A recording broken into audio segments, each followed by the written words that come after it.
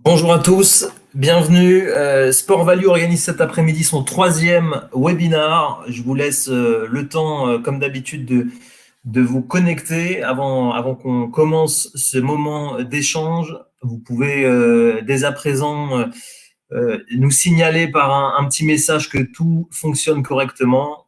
Normalement, on n'a aucun problème avec cette plateforme à chaque fois qu'on l'utilise. Je vois déjà que Thierry Olivier a pu se connecter. Bonjour, Samuel Aratier également.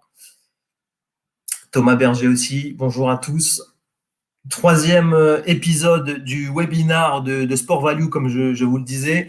On avait commencé au début de cette période de confinement à parler à la fois du sport amateur et du sport professionnel avec des réflexions autour de la DNCG pour le sport professionnel et autour de la SKIC comme un possible modèle d'avenir pour les clubs amateurs. On a ensuite parlé du financement des startups de la Sportec. Et on s'intéresse aujourd'hui aux collectivités qui sont, on peut le dire, en première ligne dans cette période un peu agitée du coronavirus. Sport Value est un cabinet de conseil qui existe depuis 15 ans et notre particularité, eh bien, c'est d'accompagner l'ensemble des acteurs de l'industrie du sport, à la fois du sport amateur, des clubs, des fédérations, mais aussi du sport professionnel. On travaille avec beaucoup de clubs professionnels de football, de rugby, de basket, et on accompagne aussi des collectivités sur leur politique sportive. On reçoit donc aujourd'hui Marine Tanguy qui représentera la ville de Ballaruc-les-Bains et Ludovic Mariette, un de mes collègues qui est consultant chez Sport Value. Je vous laisse la parole, je vous laisse vous présenter et Marine, je te laisse commencer. Oui, bonjour. Merci pour votre invitation. J'espère que mon micro fonctionne. Juste pour vous présenter un petit peu le poste, je suis aujourd'hui chargée de mission développement sport santé bien-être sur la station thermale de Ballaruc-les-Bains. On va faire sa promo, hein, première station thermale de France jusqu'à aujourd'hui, située à côté de Sète, hein, entre Sète et Montpellier. J'ai été recrutée en septembre 2018 pour prendre en charge le développement du sport santé bien-être et avec trois projets principaux qui est la mise en place d'une maison sport santé sur la station thermale, la mise en place d'un centre de préparation physique et de réathlétisation pour les sportifs amateurs et les sportifs de haut niveau, et puis faire de cette station thermale dynamique un futur centre de préparation pour Paris 2024, pourquoi pas. On vient d'être labellisé Terre de Jeux et labellisé Maison Sport Santé. La dernière étape, et la cerise sur le gâteau, serait de pouvoir être centre CPJ. Donc j'espère pouvoir apporter toutes mes infos et puis toutes les expériences qu'on peut avoir sur cette station pour aider nos collaborateurs à surmonter cette crise. Merci Marine, je te laisse Ludovic te présenter, nous en dire un peu plus voilà, sur tes activités, sur tes missions chez Sport Value. Oui, bonjour à tous, bienvenue, merci de participer à ce webinaire. Salut Marine. Donc je suis consultant chez Sport Value depuis 8 ans maintenant. J'ai en charge la responsabilité du tout pôle conseil, donc on travaille pour des fédérations, des organes déconcentrés de fédérations et des clubs amateurs et professionnels aussi sur les questions de stratégie de développement. Et puis, je travaille pour des collectivités, alors surtout les grands enjeux de leur politique sportive, sur les relations avec le mouvement sportif et donc les associations sportives du territoire, sur toutes les questions d'équipement, de gestion des équipements, de construction de nouveaux équipements dans le cadre de schéma directeur des équipements, en lien avec évidemment l'évolution du sport. Et donc, on travaille avec les différents élus ou directions des sports sur le dynamisme territorial via les sports. Et donc, on va s'intéresser particulièrement à ces sujets et ces problématiques aujourd'hui.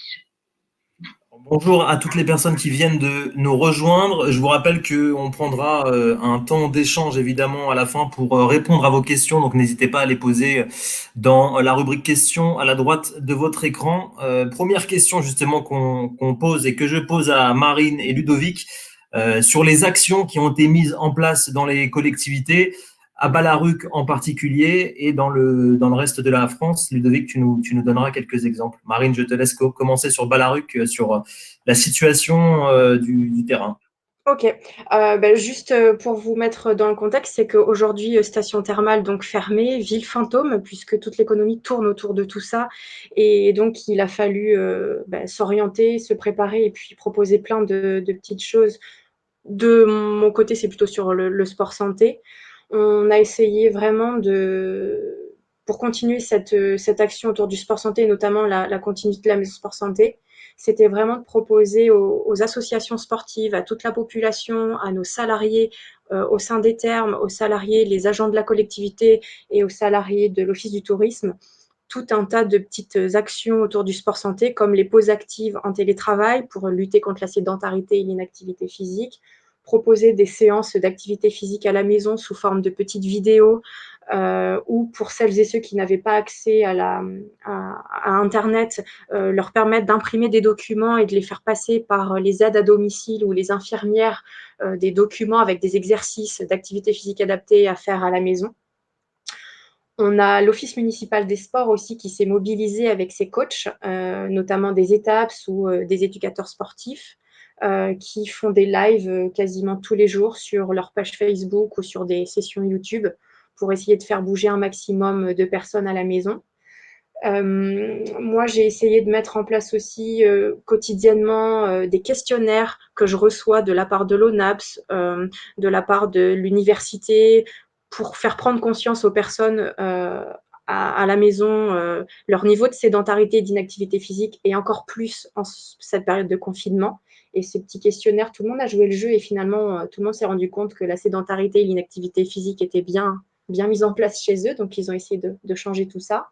Et puis, j'ai essayé aussi, avec mes collaborateurs, notamment avec la ville de Nice et Azur Sport Santé, d'obtenir des documents qui sont déjà tout faits, qui nous faisaient gagner du temps pour pouvoir les diffuser très rapidement, puisque l'urgence, c'était du jour au lendemain, proposer tout un tas de choses. Donc, on ne pouvait pas tout réinventer non plus.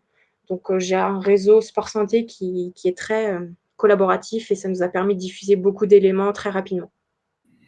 Merci Marine pour ces premières infos. Ludovic, je te laisse la parole pour nous parler justement d'autres exemples dans d'autres villes, notamment du côté de Caen. Ouais, notamment, alors il y a plein de choses ou beaucoup d'initiatives qui sont similaires à celles que Marine et Balaruc ont prises, pardon. Mais à Caen, sur un autre volet, ils ont créé un fonds de solidarité spécifique pour les clubs sportifs, pour anticiper leurs difficultés de trésorerie et leurs difficultés financières. Donc, ce qui est intéressant à Caen, c'est que ça a été un dispositif commun avec le département et la région. Donc, ils sont très vite lancés dedans parce qu'ils voulaient éviter les catastrophes industrielles. Ils sont en train de bosser dessus, sur les montants, sur les critères d'affectation, mais il y a une vraie volonté de la mairie et de son maire adjoint d'être un soutien et d'être dans l'accompagnement des clubs dans cette période difficile, puisque les clubs semi-pro notamment ont une perte de recettes importante, ils n'ont pas d'entrée match, ils n'ont plus les buvettes. Et donc il y a une vraie initiative et une vraie action forte pour maintenir les clubs à flot et qu'ils puissent passer cette période difficile. Après, Marine a parlé des étapes. Alors, je ne sais pas si tout le monde sait ce que sont les étapes. Ce sont les éducateurs territoriaux des activités physiques et sportives. Il y a beaucoup de collectivités aujourd'hui qui ont réorienté les étapes sur d'autres missions et ils ont été hyper réactifs avec des actions éventuellement dans les EHPAD ou avec le CCAS, le Centre communal d'action sociale, pour livrer des repas notamment. Et les retours qu'on peut avoir, c'est que les sportifs et donc notamment les étapes sont très très adaptables et très réactifs. Et ça, c'est une qualité des sportifs. Donc voilà, deux initiatives, une initiative financière avec un fonds de solidarité et des initiatives un peu partout sur la réorientation des missions des étapes. Merci Ludo.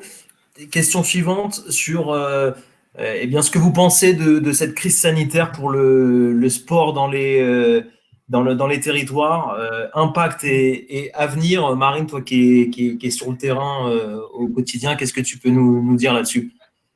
Je m'aperçois que finalement, malheureusement, cette situation a fait prendre conscience à une plus grande partie de la population que le sport santé ou l'activité physique régulière au quotidien était importante pour la santé psychique, sociale et physique.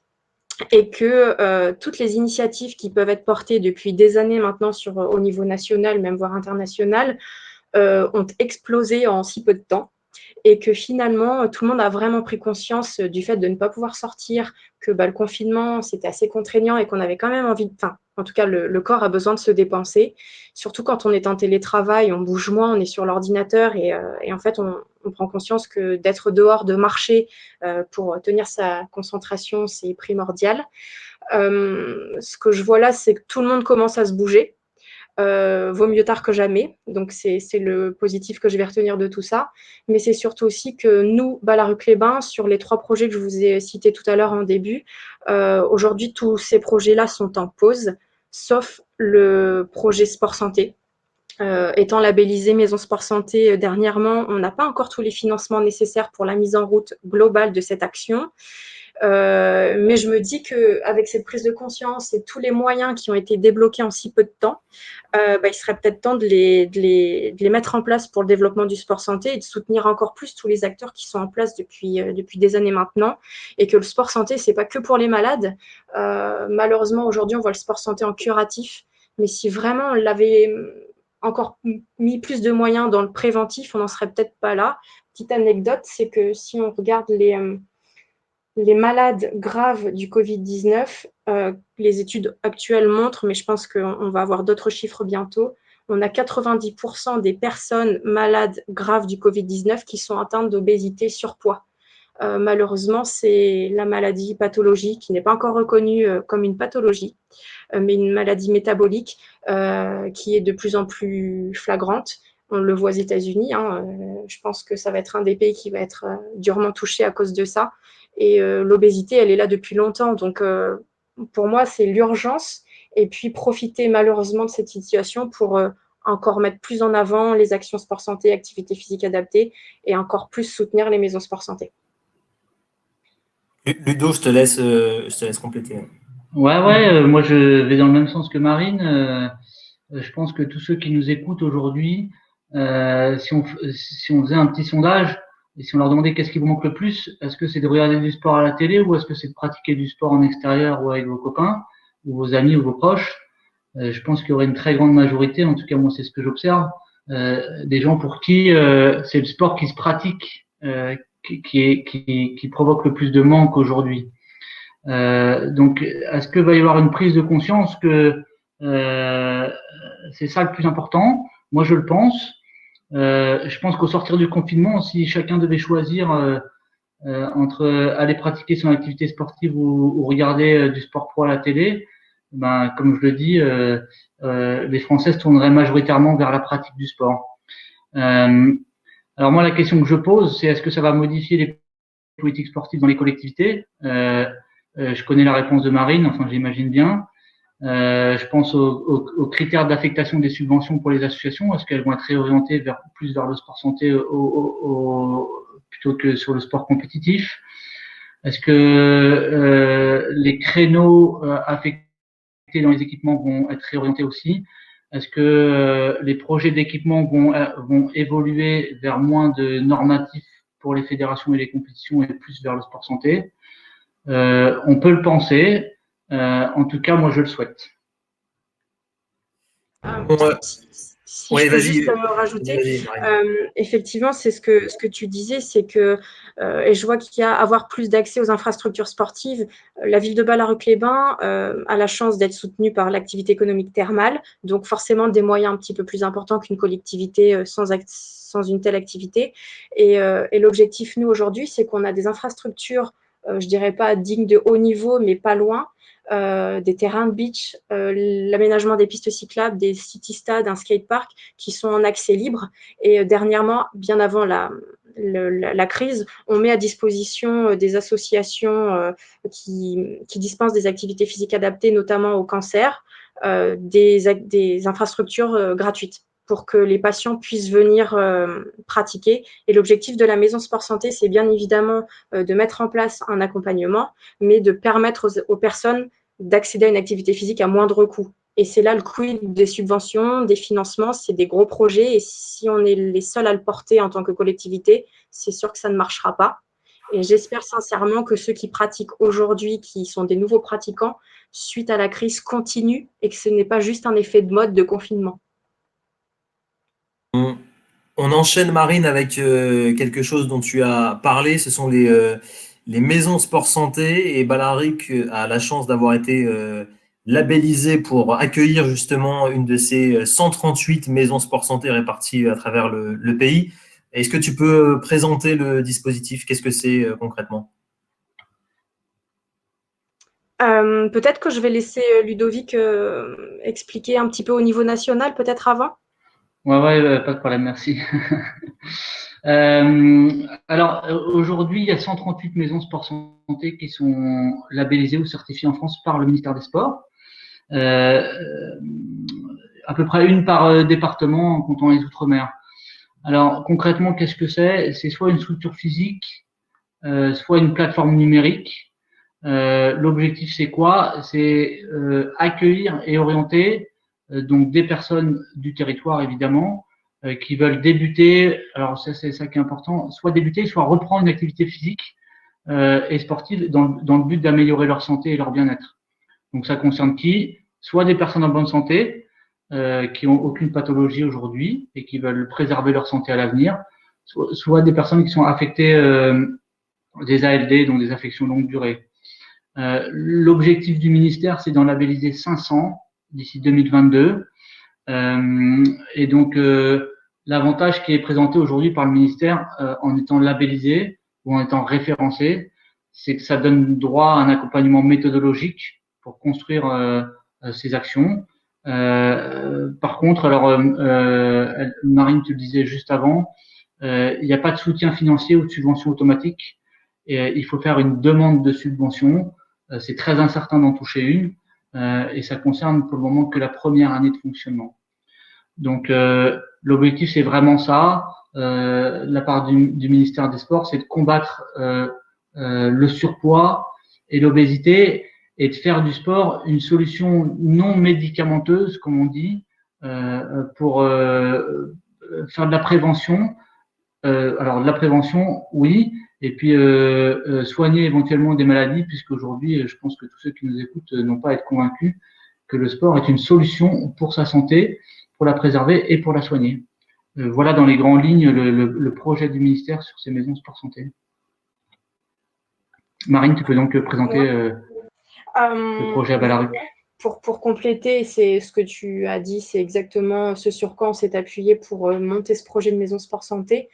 Dans un premier temps, il faut savoir qu'aucune activité sur Balaric n'était proposée à titre de sport santé. Donc, quand on parle de sport santé, il faut faire bien attention à distinguer le mot sport et le mot activité physique et le mot activité physique adaptée, puisque le mot sport peut souvent faire peur, notamment aux personnes atteintes de maladies chroniques ou en affection de longue durée, qui pourraient ne pas s'engager du coup dans cette démarche. Balaric-les-Bains a d'abord mis en place quelques petites étapes, comme je disais tout à l'heure, mises à disposition pour certaines associations pour dispenser de l'activité physique adaptée. Et puis, on a décidé de construire notre projet en 2 étapes. Pourquoi? Parce que, comme tu le disais, les financements ne sont pas certains. Aujourd'hui, Balaric-les-Bains porte toute seule financièrement ce projet. On est en train de prospecter pour justement avoir des subventions ou des partenaires privés qui pourraient s'investir dans ce projet-là. Donc l'étape 1, c'était d'abord on va dire, de s'implanter en tant que guichet unique. Donc c'est accueillir, informer, orienter et prendre en charge les malades chroniques sur prescription d'activité physique adaptée sur un lieu existant de la collectivité. On a un boulodrome qui comprend donc des terrains, un clubhouse, des sanitaires, une salle de boxe, une salle de remise en forme, un dojo, qui, à mon sens, sont déjà suffisamment importants et développés pour accueillir ce type d'activité, ce qui nous permet de diminuer les coûts de fonctionnement, les coûts de construction. Donc, en attendant de savoir si on va avoir des partenaires financiers et si on va obtenir certaines subventions, notamment de l'ARS et du ministère des Sports, on reste dans cette optique-là. Et la deuxième étape serait, mais aujourd'hui, après la crise, je vous confirme que pour l'instant, cette étape n'est plus d'actualité, c'était de construire un bâtiment dédié avec à l'intérieur des équipements dédiés, des salles dédiées au sport santé, où on pourrait y fonctionner comme dans une maison de santé, qu'on peut voir un peu partout avec différents professionnels du sport, différents professionnels de santé, qui se retrouvent à l'intérieur et qui proposent un parcours de soins médico-sportifs, on peut appeler ça comme ça peut-être, aux patients en prévention ou en curatif, et utiliser l'activité physique à but thérapeutique. Tu as commencé à en parler, Marine, mais je voulais qu'on dise aussi un petit mot sur le modèle économique d'une telle structure. Alors, quand on parle de la première étape, c'est juste un fonctionnement interne à la collectivité, mais l'objectif étant de construire un modèle économique viable sur plusieurs années, et pas que sur une année avec une subvention à demander tous les ans qui n'est pas du tout envisageable pour nous. On a fait appel à un cabinet de consulting de Montpellier pour justement réfléchir ce projet-là, non pas en tant que collectivité, mais un projet territorial avec des acteurs privés, des acteurs publics, pourquoi pas aussi mélanger, faire un écosystème autour de ça. Et tout à l'heure, je vous entendais parler de la SKIC. C'est un modèle qu'on a envisagé et finalement, on est parti sur une CEMOP. Donc, à voir comment on va pouvoir intégrer tout ça. Pourquoi une CEMOP? C'était pour pouvoir justement faire appel aux mutuelles, aux assurances, aux marques sportives, au privé. Marine, pardon de te couper, une CEMOP, c'est une société d'économie mixte à opération unique, non, c'est ça? C'est ça, c'est exactement ça. Donc, c'est un dispositif de société qui intègre les collectivités, pour ceux qui nous écoutent. C'est ça. Et donc, c'est un petit peu ce système sur lequel fonctionnent les termes actuellement. Et donc, on voulait essayer de rester un petit peu dans ce même fonctionnement. Et par contre, la collectivité garderait une partie prenante sur la gestion des activités, mais l'ouvrir à la formation, à la location d'équipements pour essayer d'avoir un système économique rentable derrière, puisque le sport santé n'est pas un système économique viable, puisqu'on souhaite mettre à profit pour les malades chroniques ou en difficulté l'accessibilité pour tous au sport, à l'activité physique. Donc, ce doit être à moindre coût, voire gratuit. Mais bon, pour une collectivité, les coûts de fonctionnement, le salaire des agents et l'achat d'équipements, etc., c'est difficile de supporter ce projet seul. Ludovic, est-ce que tu voulais compléter sur la partie financière ou... Ouais, enfin, moi, je vais dans le sens complètement de ce que dit Marine. Alors, ce qui est drôle, c'est que je savais pas que l'outil utilisé ou le véhicule, c'était la CEMOP. On n'avait pas forcément parlé lors de la préparation, mais je trouve ça tout à fait pertinent parce que ce que je voulais dire sur le modèle économique, c'est que ces maisons sport santé doivent être des projets collectifs. Et ça peut pas être porté par un unique acteur qui est la collectivité ou une association, parce qu'il y a certaines maisons sport santé qui sont portées par des associations. Donc, il faut que ça intègre tous les acteurs qui sont concernés sur le territoire. Alors, je pense au centre hospitalier ou au CHU. Je pense à l'ARS qui va avoir un enjeu aussi, vous allez voir dans les mois à venir là-dessus. Donc, l'agence régionale de santé. Je pense éventuellement à des entreprises ou des partenaires privés, aux différentes strates de collectivités. Je pense même à des mutuelles parce qu'il y a un vrai enjeu pour elles. Donc, elles pourraient très bien s'investir dans des maisons sport santé. Et du coup, je trouve que l'outil juridique ou la CEMOP, je ne vais pas rentrer dans les détails de ce que c'est aujourd'hui et du fonctionnement, mais c'est-à-dire que toutes les parties prenantes sont à la gouvernance et au financement de cette maison sport santé.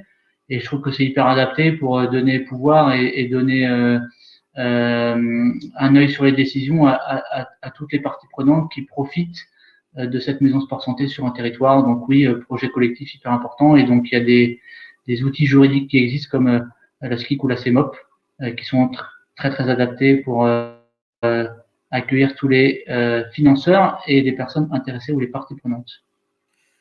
On termine avec deux petites questions et ensuite voilà, on prendra justement vos questions. N'hésitez pas à les poser dans l'onglet questions à la droite de l'écran. Alors, est-ce que le confinement et la crise sanitaire ne sont pas une opportunité pour pour les maisons sport santé pour leur relance? Si je prends la parole, ouais.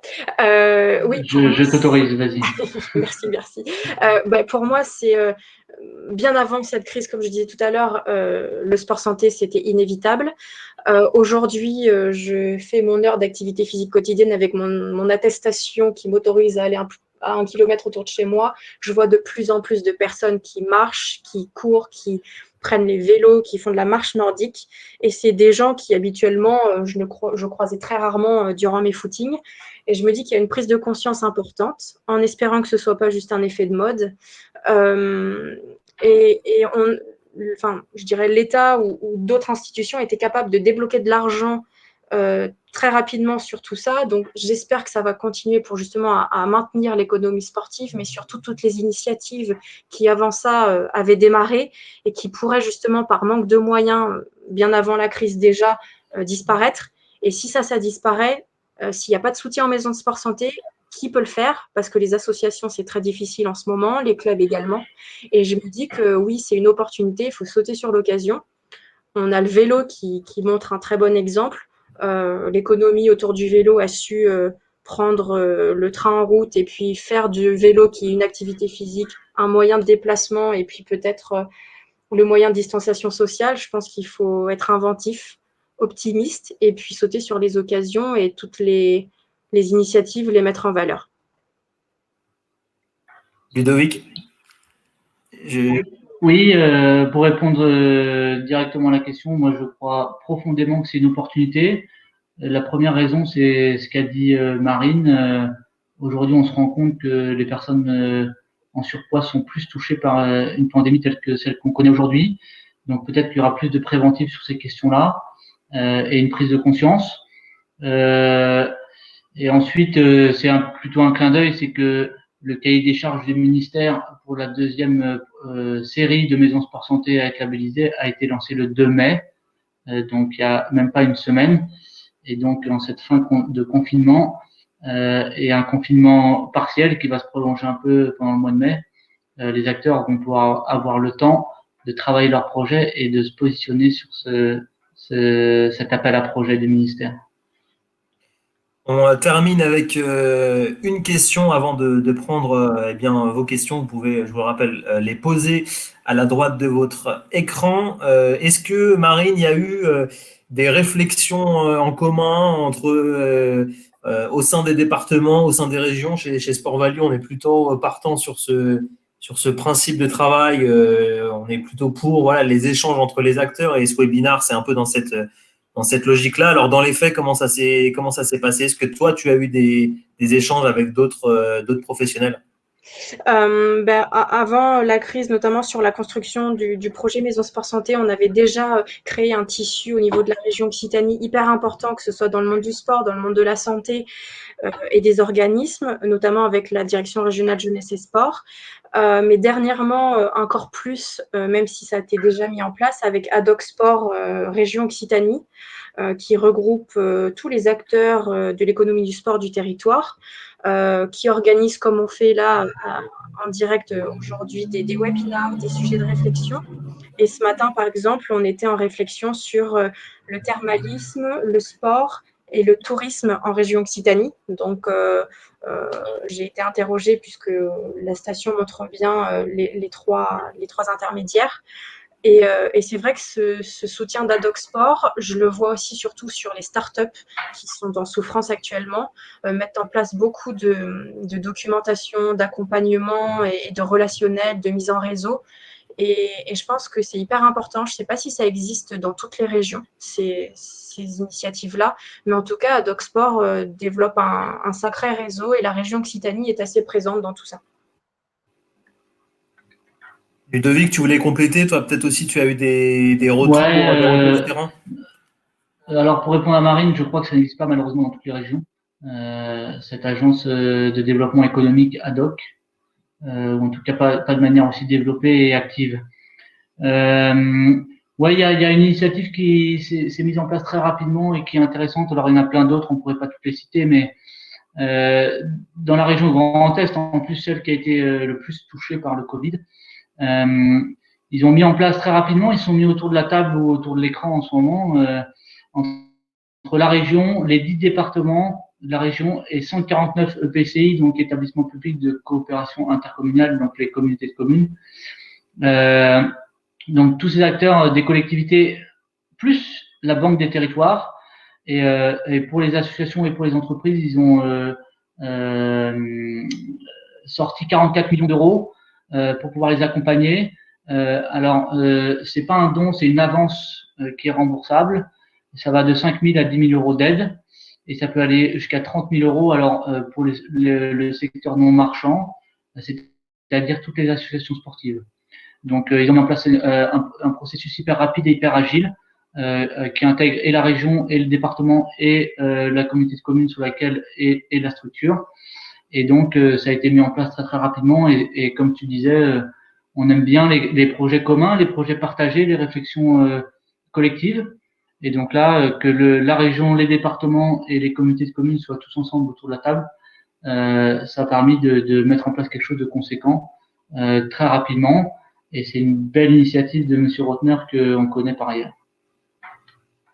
Merci Ludovic, merci Marine. Vous le voyez à l'écran, on va à présent répondre à vos questions. On aura été plutôt bon dans le timing. On a fait 30 minutes de présentation d'état des lieux et maintenant on répond à vos questions. Alors, Julien Albo qui nous demande, Marine, ça c'est pour toi. Les maisons sport santé peuvent-elles donc être un levier pour l'emploi dans le secteur du sport? Je dirais oui. Alors aujourd'hui, avec la crise, je ne sais pas comment ça va évoluer, mais bien avant ça, j'étais persuadée que ces maisons sport santé peuvent créer des nouveaux emplois. On oublie souvent les enseignants en activité physique adaptée qui sortent de l'université, par exemple, ou les éducateurs sportifs qui peuvent se réorienter vers la santé en se formant avec des nouvelles formations sport santé qui existent déjà sur certains organismes. Pour moi, oui, les maisons sport santé, c'est un projet innovant qui n'existe pas. Ce qui est hyper intéressant dans l'appel à projet qui est sorti le 2 mai et celui auquel on a répondu pour devenir maison sport santé, c'est qu'on peut l'inventer en fait. Donc à nous de réunir les professionnels du sport qui peuvent travailler avec des professionnels de santé et des paramédicaux. Donc pour moi, oui, tout ça, ça peut être un secteur hyper important à développer. Ludovic, sauf si tu veux rajouter quelque chose, je prends une autre question. Non, mais oui, j'aimerais bien rajouter quelque chose. Ah,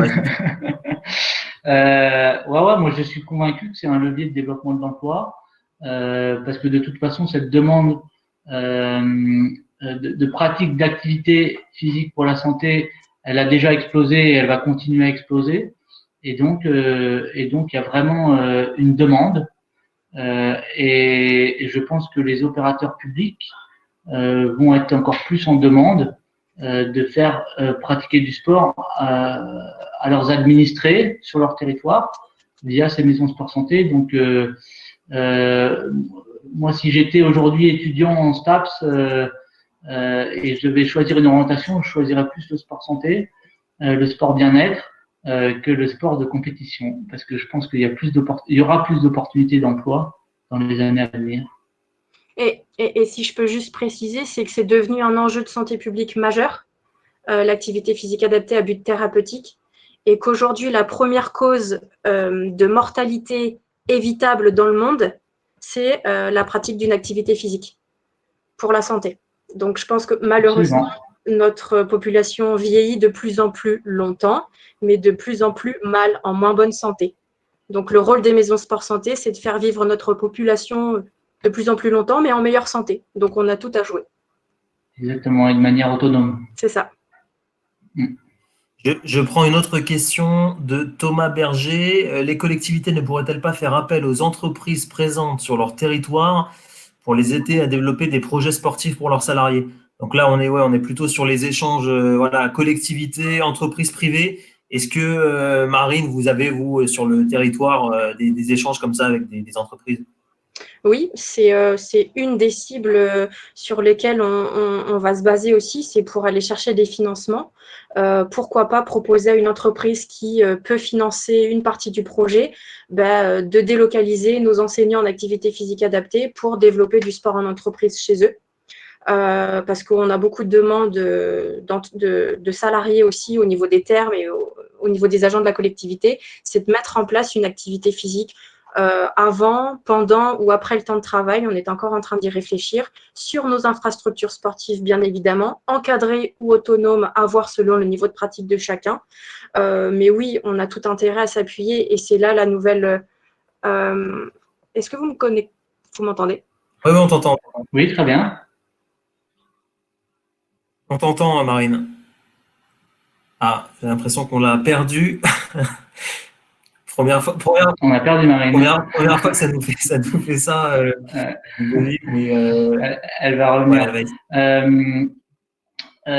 Oui, alors pour reprendre cette question-là, aujourd'hui, les entreprises, mais c'est pas tellement nouveau, ça a quelques années quand même, ont de plus en plus un enjeu sur la QVT, donc la qualité de vie au travail de leurs collaborateurs. Donc il y a de nombreuses entreprises qui ont lancé, qui ont déjà construit des salles de sport au sein même de l'entreprise. Et il y a de plus en plus de dirigeants d'entreprise qui mettent en place des séances avec des coachs ou des entraîneurs pour leurs salariés. Alors souvent, ça se passe sur la pause méridionale du midi. Et donc, c'est prouvé par les études, hein, soit des mutuelles, soit de différents organismes, qu'un salarié actif, c'est un salarié qui est plus productif, premièrement, et deuxièmement, qui est moins absent. Donc, en fait, il y a un coût limité, enfin, il y a un gain pour une entreprise parce que l'absentéisme, c'est un coût, c'est clair. Donc, oui, pour répondre à la question, les maisons sport santé, on peut très bien imaginer qu'elles participent à la mise en place d'activités physiques, sportives et de bien-être pour des collaborateurs d'entreprises qui sont sur le territoire. Ça pourrait être dans la structure physique de la maison sport santé ou bien dans les locaux de l'entreprise. Absolument. C'est les soucis du direct. Marine est bien connectée, mais elle n'arrive pas à revenir parmi nous. En tous les cas, vous le voyez à l'écran, hein, j'ai laissé volontairement les contacts de Ludovic et de Marine parce que voilà, c'est toujours intéressant d'avoir des adresses mail pour contacter directement les personnes. Si vous avez vous des projets dans vos villes, dans vos régions, si vous avez des réflexions actuellement, n'hésitez pas à contacter Ludovic et Marine. Et Ludovic, je te laisse peut-être le mot de la fin, peut-être sur la situation un peu compliquée. Quels sont les échanges que tu as, toi, que ça soit voilà avec des collectivités, parce que Sport Value en accompagne, ou avec des clubs sportifs ou des fédérations. Est-ce que tu peux parler voilà des difficultés un peu du moment? Ouais, et puis je vais reprendre un peu le titre de notre webinaire, hein, les collectivités ont des idées. Je pense qu'elles ont fait preuve pour la plupart d'entre elles de réactivité. Aujourd'hui, elles sont très très focalisées sur la réouverture des équipements à partir de la semaine prochaine et sur le respect des gestes barrières. Je pense que tiens, on a retrouvé Marine. Ah, Marine est de retour. Désolée, tout s'est déconnecté. Je pense, comme je le disais, que les impacts vont être forts, que, en tout cas, moi, je l'appelle de mes propres voeux, qu'il y ait éventuellement une réorientation sur le sport santé, le sport bien-être. Je suis pas du tout contre la compétition, hein, ça doit perdurer, mais je pense qu'il y a un nouvel équilibre à trouver. Et puis ensuite, donc les maisons sport santé, ça en fait partie. Et on a tout entendu, Marine. On t'a entendu, Marine, c'est bon. C'est pas grave. Et je pense que les collectivités, mais ça a déjà été enclenché, vont devoir réfléchir plus collectivement, c'est-à-dire avec d'autres strates de collectivités et d'autres acteurs. Et ces maisons sport santé, ça va aussi leur permettre d'enclencher ça pour proposer une nouvelle offre sur les territoires et pour répondre à la demande de tous les administrés et les habitants de la ville ou de la communauté de communes.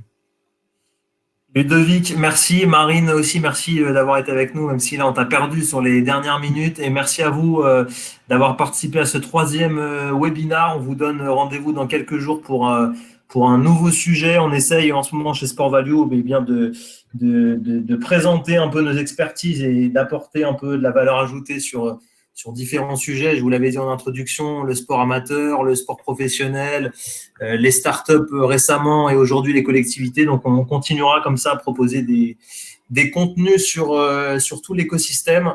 Vous avez encore une fois les adresses mail de Ludovic et Marine. N'hésitez pas si vous voulez échanger avec eux. Et puis voilà, je vous souhaite une bonne fin de journée et je vous dis. Ouais, on n'a peut-être pas pu répondre à toutes les questions, mais vous n'hésitez pas à nous contacter l'un ou l'autre. Merci Ludo et merci à tous de votre participation et à bientôt. À bientôt, ça marche. Bonne Merci à fin de tous. journée à tous. Au revoir. Au revoir.